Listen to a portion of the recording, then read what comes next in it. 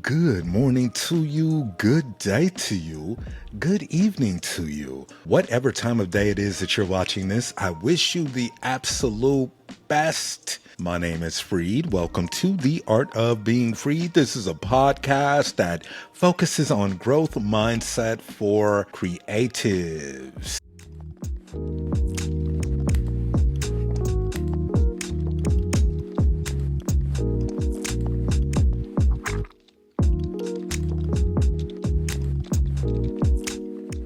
I would love to welcome Chris Bryant to the show. Chris Bryant, welcome to the Art of Being Freed podcast.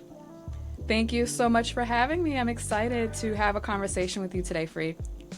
Absolutely. Very excited to have you on. And when I first reached out to you, we talked about kind of how to put your content out from a social media perspective, but I thought it'd be a good idea to go a little bit deeper and just really explore your gifts and how to use them, how to share them even on social media. So we could dive right into the conversation if that works for you.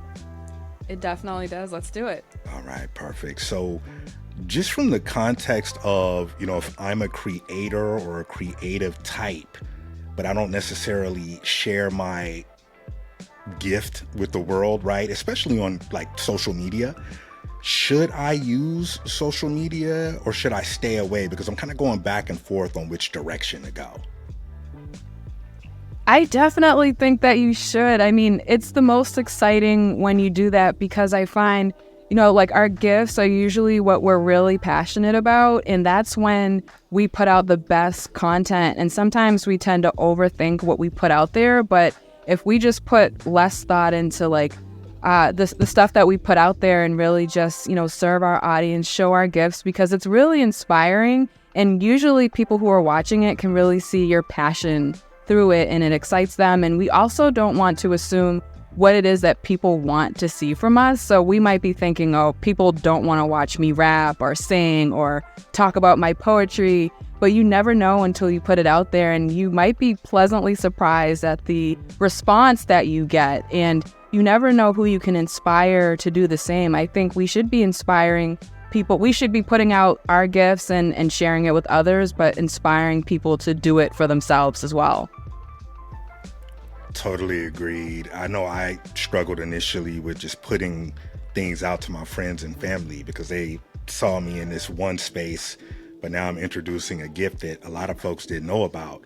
So I would say to someone who might be struggling with that concept, just put it out there because you don't know what type of response you're going to get. And some of the best advice I ever got was that the supporters are going to support you. So that's all that matters. Like, you're going to get people that are going to support you, and then it'll just kind of balloon from there. So I appreciate that response. Now, one thing I've always fought with, you talked about, putting your stuff out there. I've fought with staying consistent. Like, what are one or two techniques that you can share that would help someone to show up more consistently? I love that. So there are a few tips that I have actually. I don't know if you've scrolled through social media. Like, a new thing that a lot of people are talking about right now is called the lazy technique when it comes to creating social media content. And basically what that is when you are out and about, maybe you're on your way to go grocery shopping, or you're, in between meetings and you're at home, like capturing those moments and putting some text, on the video while you're working in your workspace or you're walking outside. Just quick, short, bite-sized pieces of information that are so quick and easy to create and also easy for people to consume is a really great way to just make quick content, thus helping you stay really consistent. And also one thing that I do in my business a lot is batch recording content. And that really helps with the consistency aspect and not having to worry about making content on all these various different days throughout the week. So basically what my strategy is, I will outline my content on a Monday and write bullet points. I don't really script my videos because I sound crazy when I do that. When I was a beginner content creator, I was doing that and it just wasn't working for me. But I bullet point a few main points for the video and I work off of those. And then on a Tuesday, I'll record off of those bullet points. And then I'll bang out 3 or 4 videos for the week. And then There's scheduling tools like Planoly and lots of other tools out there that you can use to schedule your videos or your content. And it's just really game changing, and it really helps with saving time and just keeping you on track so that you can continue to get in front of your audience and serve them with your content. So you dropped a lot of gems there. Wow, from just the concept of being in nature and getting snapshots to, you know, the scheduling tools. That's really cool. I went to the gym a couple weeks ago, and it was super early, and the sun was rising, and the clouds had this really interesting like pattern, and I just took a snapshot. It was beautiful. I'm an artist, so I like, you know, I'm attracted to beautiful things, especially, you know, nature. And I put it on my stories, and it just like got a lot of like love. So just little things like that matter. And I think one of the things that I struggled with was just staying on brand, like super on brand, right? But there are a lot of other things that I'm good at. There are a lot of other things that I like, and I want to share those things with my audience, which actually leads me to my next question, and this is flowing really well.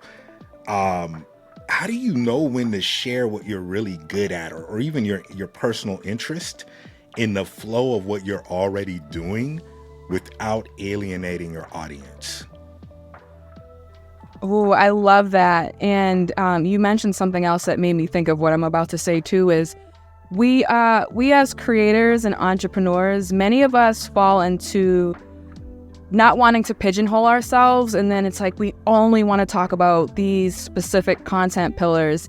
And lately I've been getting out of that, because you don't want to pigeonhole yourself. And in fact, I found some of the stuff where I don't put as much thought into it, and I just share like, oh, this is something that I like, let me share it.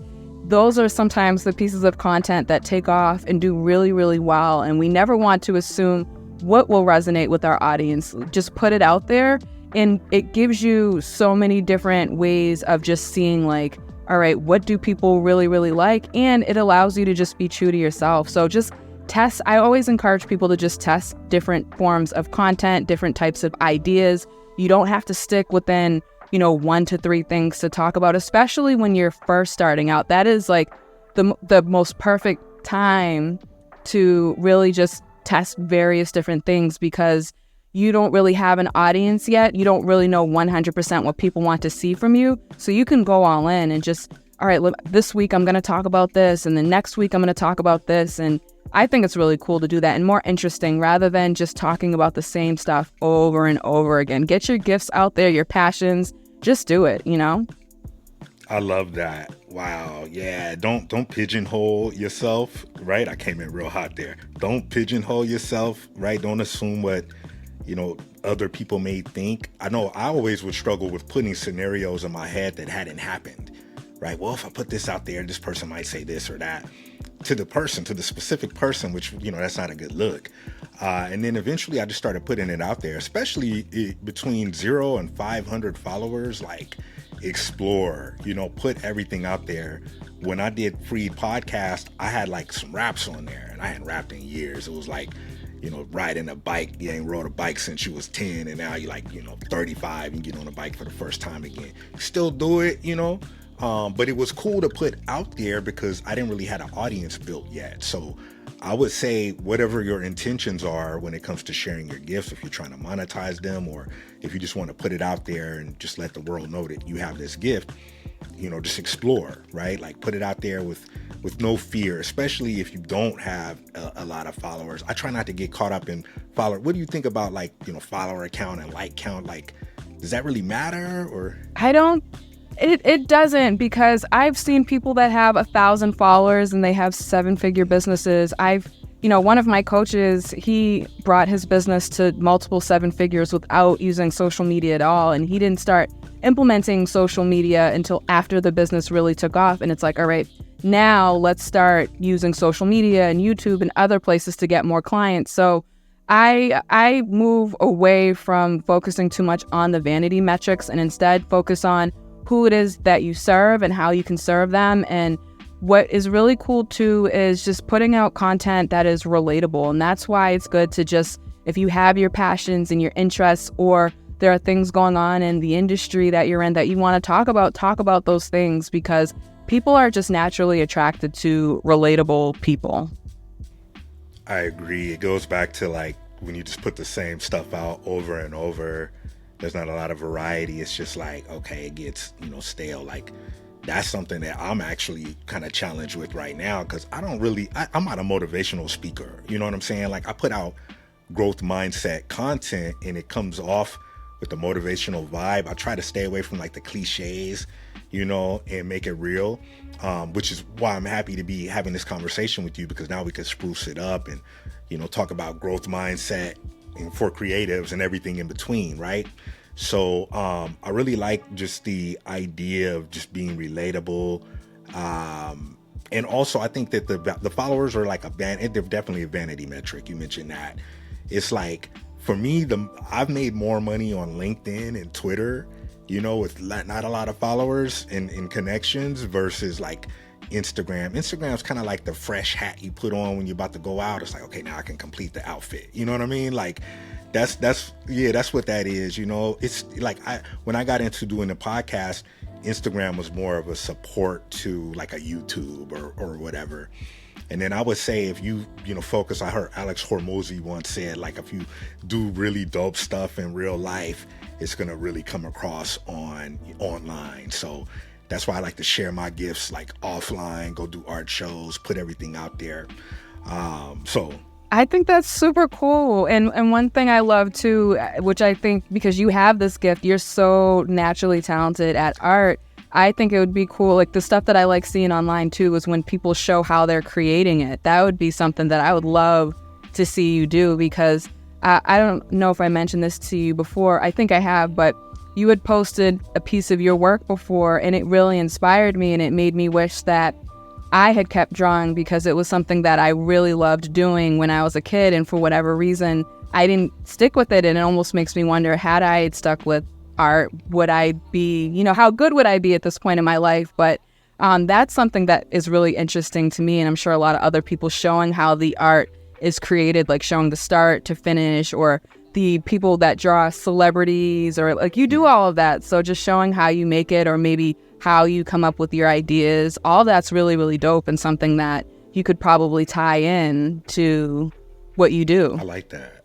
And inspire people. No, Yeah. I love that actually, because it's just like I'm posting these motivational videos, but I'm an artist. I'm an illustrator.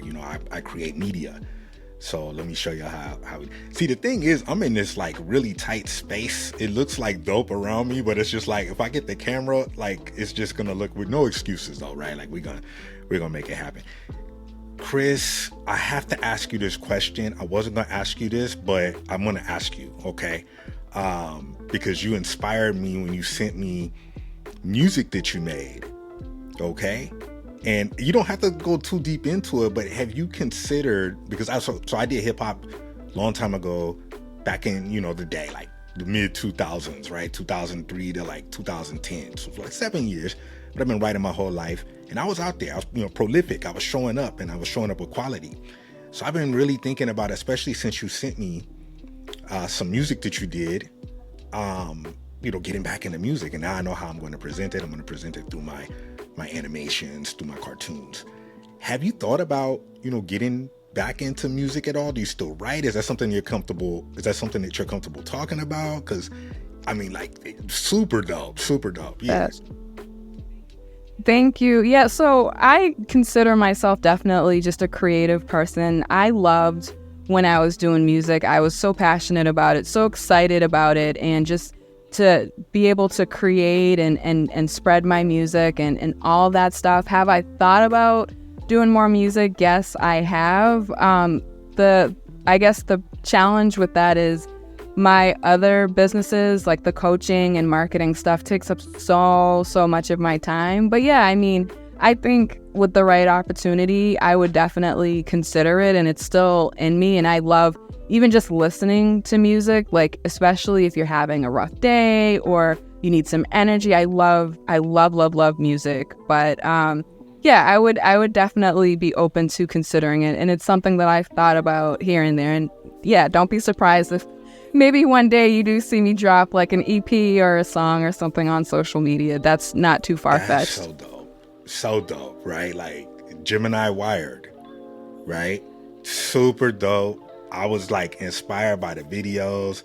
I might take some B-roll and clip it into some of these clips if you don't mind, because it's something that, so what I'm doing, and I may reach out to you if you do, this could be an opportunity. I made a cartoon about a call center. It came out in 2015. I'm going to revive it. And it's just about like working as a minority in corporate, in a less than diverse corporate world. And it's a cross between Family Guy, Office Space, and Friday. So it's super dope, you know what I mean? And I already got the pilot, came out a long time ago. It did very well. And now with all these tools and resources, it'll be a lot easier to like really put it back out. It's hard to make an animation. So it's going to have original music on there, and I'm going to, assume the role of a character that raps.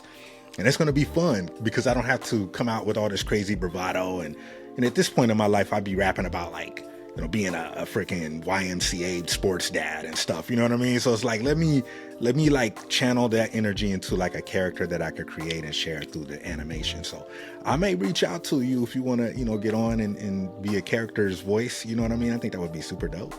That is a dream of mine. It's so funny. Whenever I see celebrities, when they do like the voiceovers for cartoon characters or even just have their music and movies, and I've had my music in like retail stores and different things like that, but acting and or just being a part of like a cartoon or something like that would be a dream come true. I would love that and publishing a book, which I'm actually in the process of hopefully doing soon. Like those are like on my bucket list, so definitely keep me posted on that. Let's go. I love that. Okay, so we're putting some dope ideas and collaborations out on today's episode of The Art of Being Freed.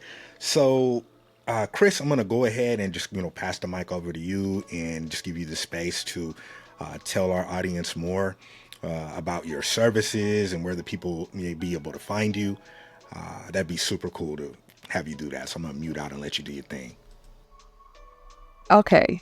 Wonderful. Thank you so much, Freed. So I am a content creator, but also a coach and entrepreneur, and I help small business owners, mostly service providers, whether you're a coach or an agency owner, aspiring entrepreneur. I really help my clients use social media and public relations to really amplify their message and leverage other people's audiences to get more clients on and off of social media. So I help my clients by teaching them the tips and strategies to really grow online, amass a following, build a brand, and get clients on demand so that you can be booked and busy and start making money from your gifts and your skills. And it's something that I'm extremely passionate about. And yeah, if anyone wants to get in contact with me, if you want to learn how to go on podcasts to leverage other people's audiences, if you want to learn the strategies that I use to help myself build over 100,000 followers online and sell my services and get people really excited to work with me, you can send me an email at hello@crushitwithchris, and that's KRIS, or you can message me on Instagram. All of my usernames are Crush It with Chris. Amazing. Crush It with Chris. Give her a follow, give her a subscription. Okay, give her a share. She's providing valuable services. And really for me, Chris, what you've helped me to achieve is just a greater level of confidence within myself. So I appreciate your time today and you just coming on and sharing some of your knowledge with the audience, right, with the world, because we're a global brand here at The Art of Being Freed. I will put this together, put this out. I'm excited to put it out to the world, and I appreciate your time. Peace.